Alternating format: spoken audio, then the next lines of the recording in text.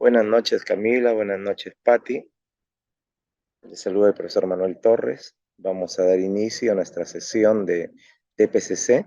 El tema que vamos a ver es sobre las emociones y la violencia. Entonces, básicamente es controlar nuestras emociones. Me gustaría que expreses qué idea tienes de emoción. ¿Qué es para ti la emoción o las emociones? Mm, bueno, la emoción sea pues la alegría, la tristeza, Claro, y ese es como un tipo de emoción. Pero el concepto, la idea que tienes tú de emoción que son sentimientos. están ligados, muy bien, están ligados con los sentimientos. Toda emoción está siempre relacionada con los sentimientos y los sentimientos a la vez con las emociones. Entonces hay una relación directa. Vamos a ver el siguiente material que se les ha enviado una ficha que justamente habla sobre esta situación de las emociones. Se titula Las emociones y la prevención de la violencia. Me gustaría que me ayudes con la lectura, Patti, o si no, Camila, cualquiera de las dos. Y disculpe, profesor, yo ahorita no lo tengo la ficha a mano porque he entrado por Zoom por mi celular y Ah, ya, no lo puedo. no la logras ver. Bien, entonces vamos a hacer la lectura y vamos trabajando. Dice, bien, empieza con una lectura, con una pregunta. ¿Por qué siempre debo ser yo? Y acá vemos una imagen en la cual observamos a cuatro personas. Indudablemente está relacionado con una familia, ¿no? Si observamos papá, mamá, hermana mayor e hijo, lo cotidiano en nuestros hogares. Y la historia comienza con Susan, dice, Susana pide permiso para ir a la fiesta de cumpleaños de su mejor amiga. Entonces, en este caso acá tenemos a Susana. El papá que está a punto de salir con su mamá a un evento familiar, acá está el papá, le niega el permiso y le dices, debes quedarte a cuidar a Mario. Susana le increpa a su papá, es injusto. ¿Por qué siempre debo ser yo la que cuide a mi hermano menor? ¿Por qué no lo cuida Gustavo, que es mayor que yo? Él pronto se irá a jugar fútbol con sus amigos y ni ha pedido permiso. El papá responde con énfasis, porque es lo que corresponde y las órdenes las doy yo. La mamá añade, hija, Gustavo, ¿qué va a saber cuidar al niño? Comprende, por favor, tu papá tiene razón. Gustavo asintió con la cabeza y no supo ni pudo expresar nada. Susana rechinó los dientes, empuñó las manos, el cuerpo le empezó a temblar, intentó pensar en alguna solución, se mostró tensa y no supo qué hacer. Bien, entonces hasta ahí tenemos varias preguntas que surgen en esta lectura, ¿no? La primera de ellas es, ¿por qué siempre debo ser yo? Y eso nos lleva a pensar en nuestra vida diaria. Seguramente en algún momento hemos tenido esas diferencias con nuestros padres, sea por el cuidado de la casa, por el cuidado de un hermano menor, por las tareas, en fin. Y cuando nosotros pensamos que no nos comprenden, comenzamos a sentir algunas cosas. Y esos sentimientos, esos cambios que se dan en nuestro organismo, son justamente las emociones.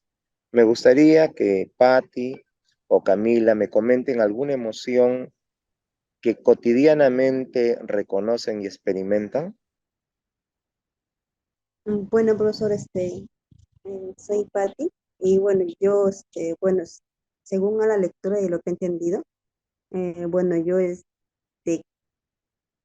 cuando tengo una emoción así a veces de renegar, así, me, o sea, me pongo roja, hablo un poco más rápido.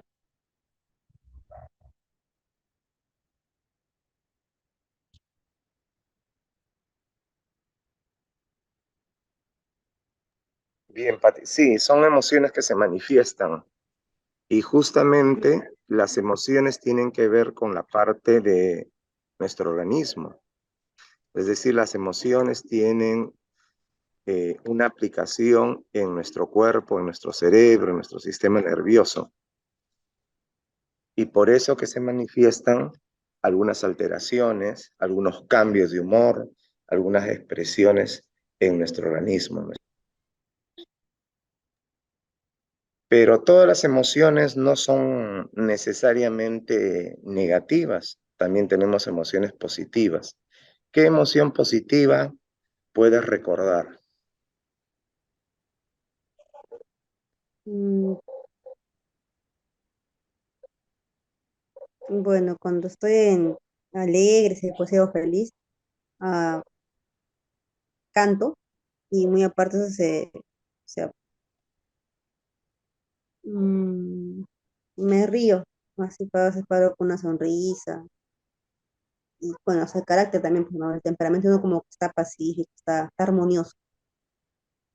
Entonces ahí vemos que los sentimientos influencian en nuestras emociones, en nuestra manera Ujú, de ser. sí, ¿Piensas que las emociones son positivas o negativas en nuestra vida? disculpe, profesor. ¿Las emociones que tú sientes son positivas o son negativas en tu vida? Me supongo que debe ser dependiendo de la situación que uno esté pasando. Claro, va a estar en función a cómo cada uno de nosotros las vive, las experimenta.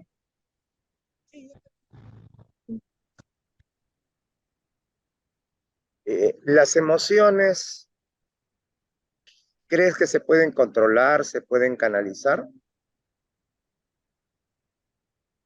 Sí, ¿Qué necesitamos para que nuestras emociones puedan orientarse, puedan controlarse o canalizarse?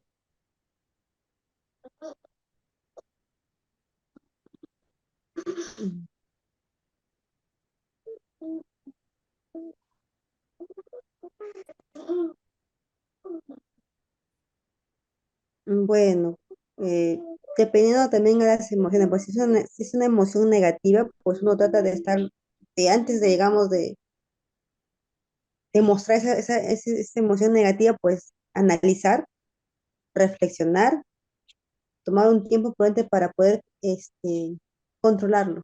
A veces hay tips que te dan también esos los psicólogos para que también uno pueda manejar esas emociones o una situación en Prim- la cual no sea favorable.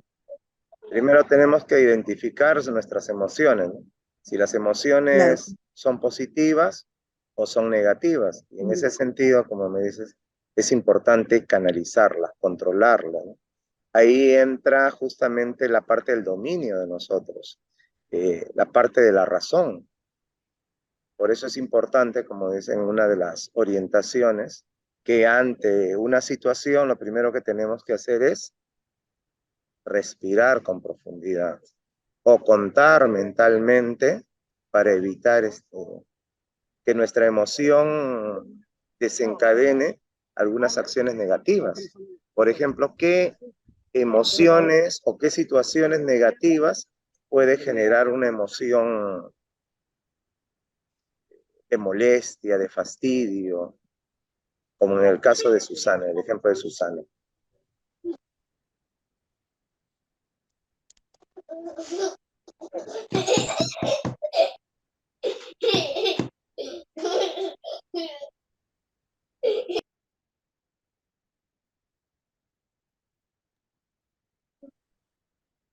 Claro, sí, siempre en el caso de la lectura que ha leído el profesor, en caso de Susana, si no se hubiese controlado, hubiese también, se hubiese alterado y hubiese respondido de una mala forma a su papá.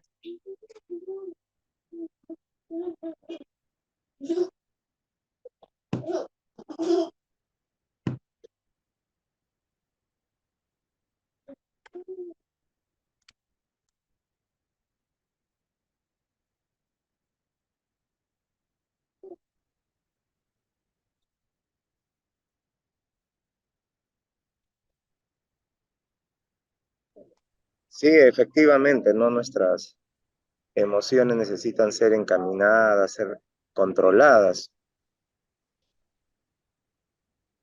¿Qué podemos hacer nosotros para que nuestras emociones no nos ganen?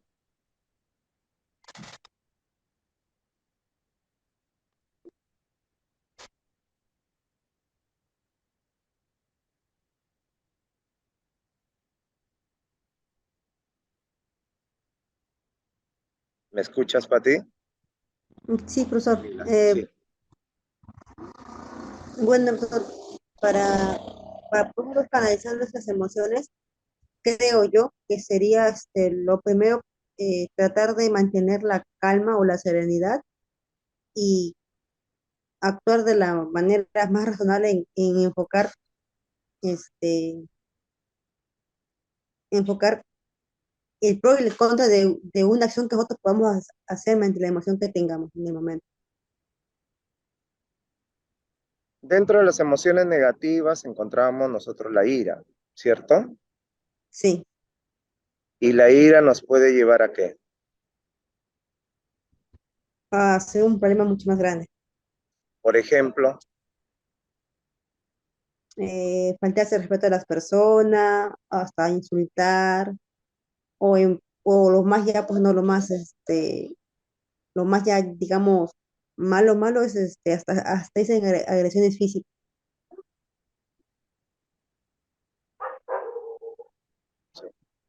las situaciones que nosotros observamos a diario en la sociedad, en nuestra comunidad, y que nos hacen presente los medios de comunicación social, como por ejemplo cuando los hijos han atacado a sus padres, les han quitado la vida, son justamente situaciones que se han provocado por emociones negativas. Claro, Y eso es lo que ocurre. Estamos viendo una sociedad en la cual observamos a diario que las emociones empiezan a ganar el control de las personas.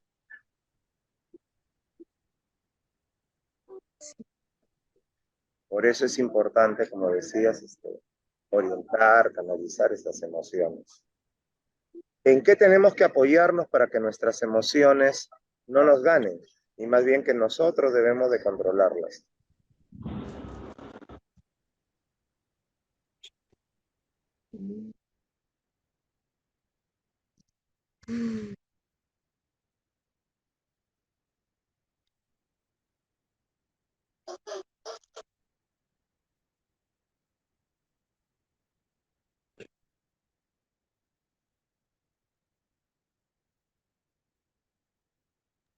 A ver, Patti.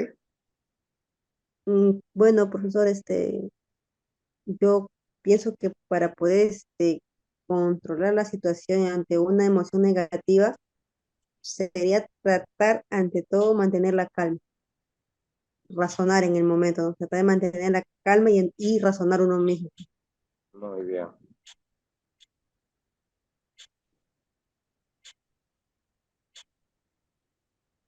¿Consideras que el diálogo es importante para el control de las emociones? ¿La Sí, consejería es importante? ¿O solamente sí, nosotros con nuestro conocimiento, a través de nuestra razón, podemos controlar las emociones? Sobre todo hablando de la ira, del aspecto de la violencia en la familia, en la sociedad.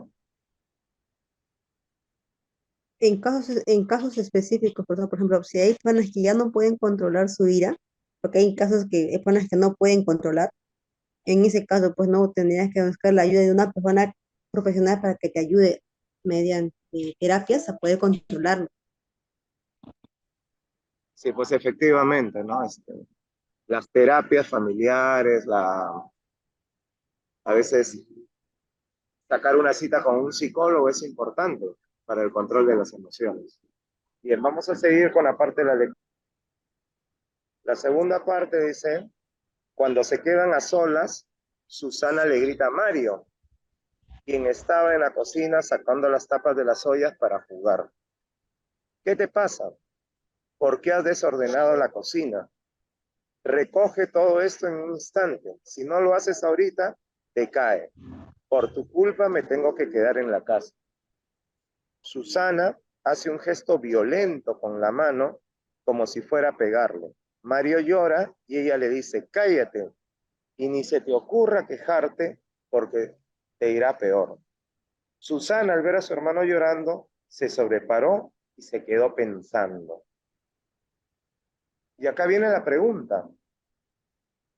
Nosotros muchas veces habremos generado situaciones de violencia con nuestros hermanos, con nuestros familiares o con nuestros padres. ¿Qué nos dices, Pati? Sí, yo creo que basta el hecho de quien sabe alzar la mano o amenazar, ya es una violencia ya. Elevar el tono de la voz cuando conversamos también es una situación de violencia. ¿Me escuchas, Pati? Recién escuché, profesor. Sí. Te preguntaba si levantar la voz es una situación, Disculpe, ¿me ¿puede repetir la pregunta? levantar la voz a otra persona con la cual estás conversando, puede ser tu papá, un amigo, un familiar, es una situación de violencia. ¿Genera Claro, se tomaría violencia como una falta levantar de la respeto. voz? Ah, bueno, eh, ¿cómo le digo? Yo creo que, claro, dependiendo del caso, pues no, si es cuando están que te llama la atención hacia un familiar y tú te pones en una forma agresiva alzando la voz, sí es violencia, sea con familiar o sea con amistad, ¿no? Cuando uno levanta la voz, genera o se da por situaciones de ansiedad, ¿sí? Se da por situaciones de molestia, porque uno puede pensar que está incomprendido o que tiene la razón y la otra persona te está contrariando. Pero esas emociones nos están llevando justamente a generar ambientes o climas de violencia. Y uno de los indicadores es justamente levantar la voz. Otra, en el caso de la lectura, sería el levantar la mano y asustar a la persona, ¿no? A dar la impresión de que le vas a pegar. Pero también la situación de violencia definitiva por la ira se da cuando nosotros ya agredimos directamente. Tú observas a menudo situaciones de agresión verbal o física en tu barrio, en tu entorno, en tu comunidad. Mm, bueno, en mi comunidad sí, por momentos. ¿Dónde se generan malas situaciones de violencia? ¿En tu barrio? ¿En tu trabajo? ¿En en qué ambientes se dan esas situaciones de violencia? Normalmente este profesor es en el barrio, ¿no? A veces cuando pasamos, a veces vemos a los vecinos, a veces se agarran a discutir, o a veces a las personas que están ahí parados, entonces se comienzan a faltarse respeto, así, o sea, en el barrio. La falta de respeto, de hecho, que es una situación de violencia, ¿no? Genera situaciones de Claro, violencia. ¿Cuál crees que son las causas de esa falta de respeto, de la agresión que nosotros encontramos dentro de nuestra comunidad, en nuestro barrio o inclusive en nuestra familia? ¿Cuáles son esas causas? uno, por el diálogo, porque no tienen una buena comunicación y dos, porque nosotros como personas no podemos controlar nuestras emociones, nos dejamos dominar por las emociones negativas. ¿Qué faltaría para que nosotros podamos tener un diálogo alturado, ¿no? Porque el diálogo se rompe cuando una persona quiere imponer las ideas, cuando quiere imponer su manera de pensar, sus sentimientos, sus ideas, sus normas en sí. ¿De qué manera nosotros podríamos corregir esa situación? ¿O piensas que la imposición, la violencia no se puede controlar, no se puede canalizar en nosotros? Y disculpe, no le puedo entender la última parte. ¿Qué soluciones o posibles soluciones podrías encontrar para disminuir los índices de violencia en nuestra sociedad?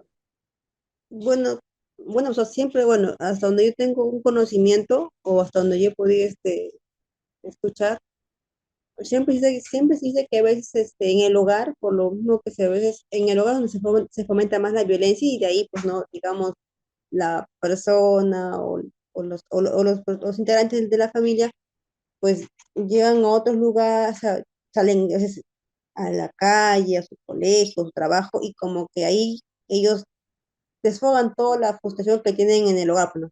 Generada por la misma violencia, y entonces siempre dice que para poder ayudar a tanto la sociedad es siempre comenzando desde casa, ¿no? O sea, tratando de llevar un diálogo tanto en la familia. Tratar siempre con el diálogo, con la comunicación.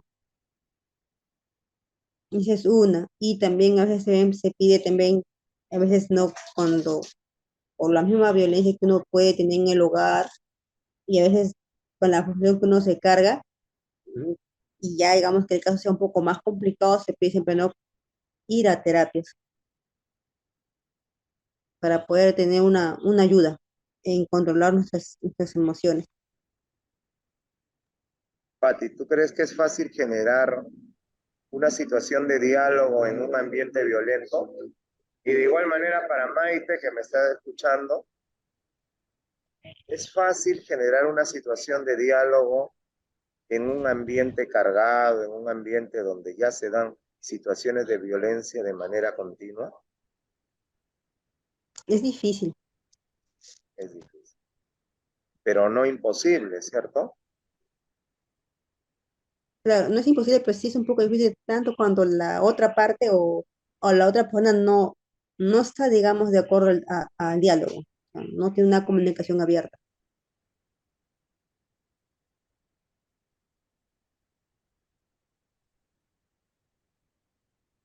En los colegios, en las instituciones educativas y básicamente en las públicas, se dan situaciones de violencia también.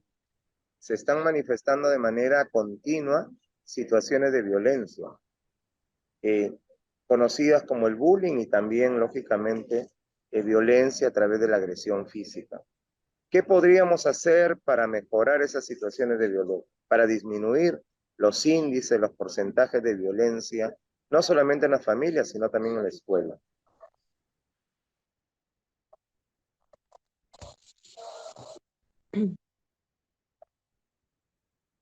En este caso, profesor, ah, sería que, bueno, los padres, tanto con los docentes o los profesores, eh, llegaran, digamos, como en un diálogo de poder ayudar al alumno, ¿no?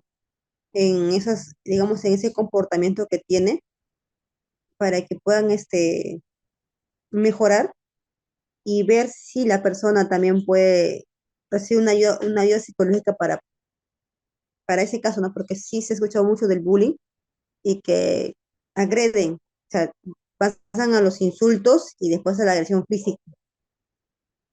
Y en este caso, pues no, ahí tendrían que trabajar tanto el profesor con el padre de familia, al tema del niño o adolescente que está haciendo ese bullying. Y también tanto también el que está siendo afectado. ¿Consideras tú importante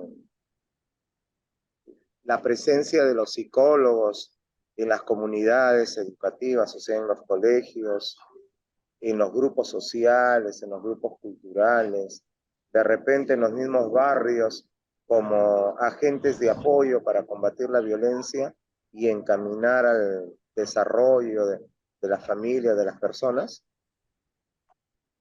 En mi, bueno, según mi opinión mía, sí.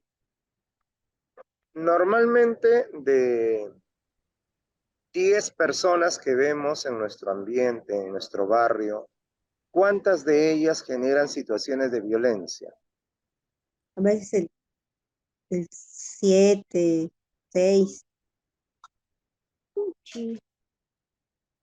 Estamos hablando de más del 50%, ¿cierto? En nuestra sociedad están inmersos en una situación de violencia, sea de manera directa o de manera indirecta. Sí. El bullying también es una situación que genera violencia. Particularmente, tú has tenido familiares que han sufrido situaciones de bullying, situaciones y has logrado darle alguna solución. Bueno, particularmente yo he recomendado mucho bueno, que vayan a una terapia con el psicólogo, porque a veces eran cosas que ya a veces no podían uno mismo controlar.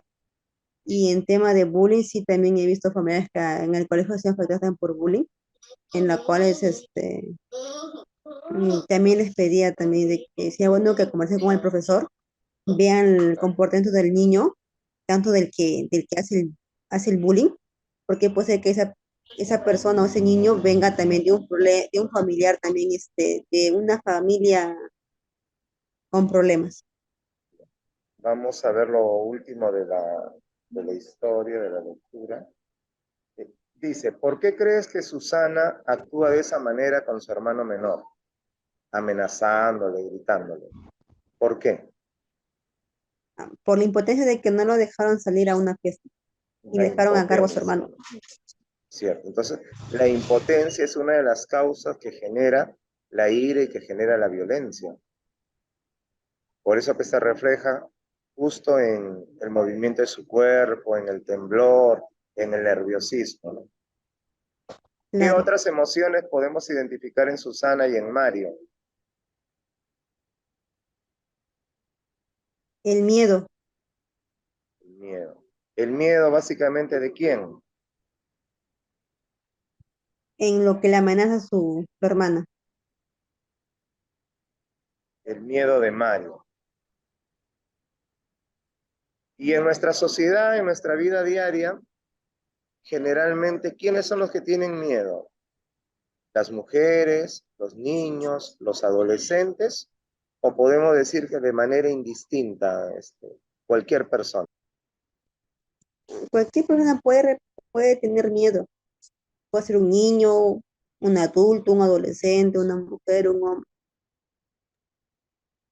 Pero en nuestra sociedad los índices de violencia se dan mayormente con adolescentes, con niños, con mujeres, con ancianos, ¿cierto? Ahí están los niveles Sí, mayores o más altos de violencia en nuestra sociedad. de violencia. Sí, sí, es cierto. ¿Y a qué crees que se debe que la violencia es mayoritariamente contra la mujer, contra los niños y contra las personas mayores? Porque lo ven más vulnerables.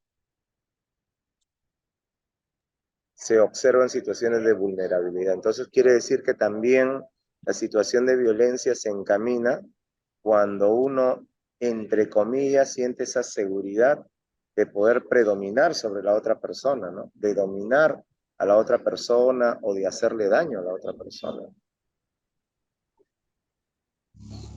Sí. Entonces, podríamos decir que la violencia, la ira, es de alguna manera una enfermedad. ¿Es una enfermedad o podríamos considerar como una enfermedad la situación de ira y violencia?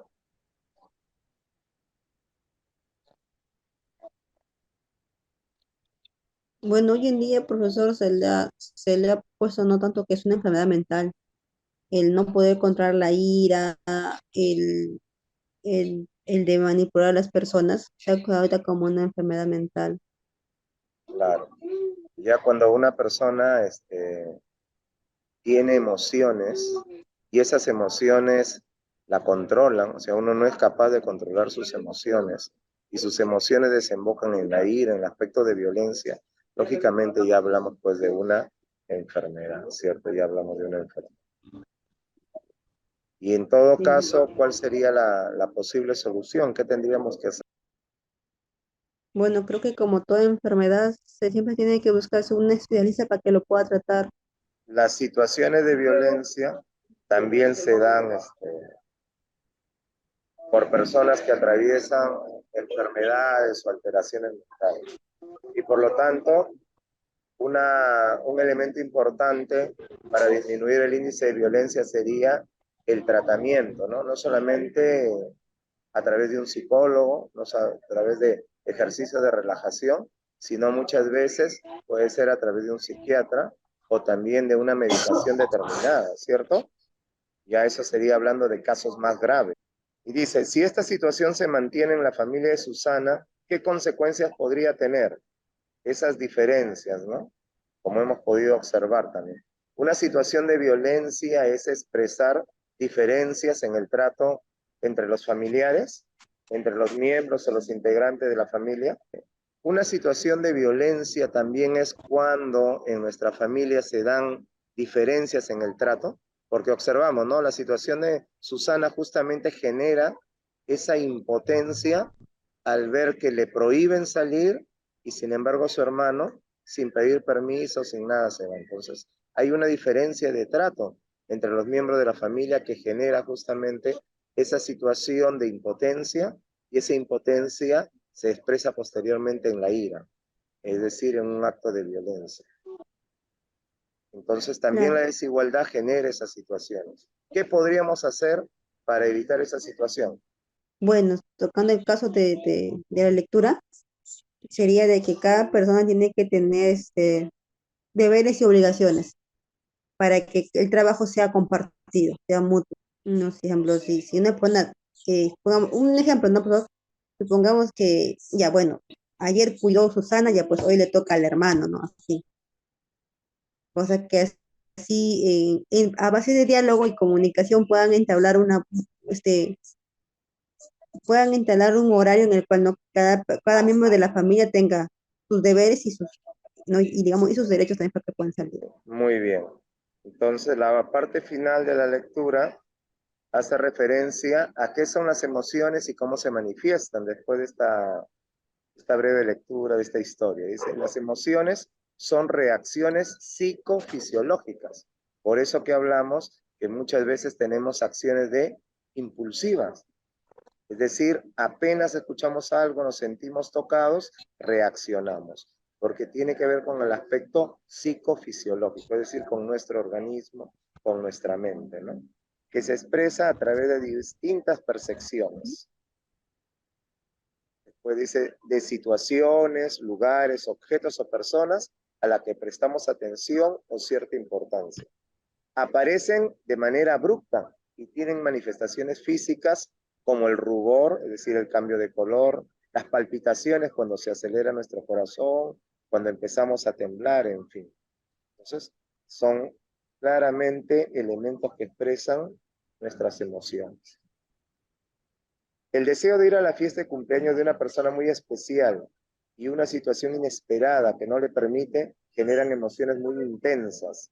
Esto produce una experiencia subjetiva que tiene siempre una primera expresión no verbal, los gestos y las muecas. Antes de finalizar, que las emociones son parte de nuestra vida y nos acompañan siempre. Por eso es importante canalizar, saber identificar si las emociones son positivas, si nos generan alegría, nos generan entusiasmo, nos ayudan a crecer, pero también si las emociones son negativas.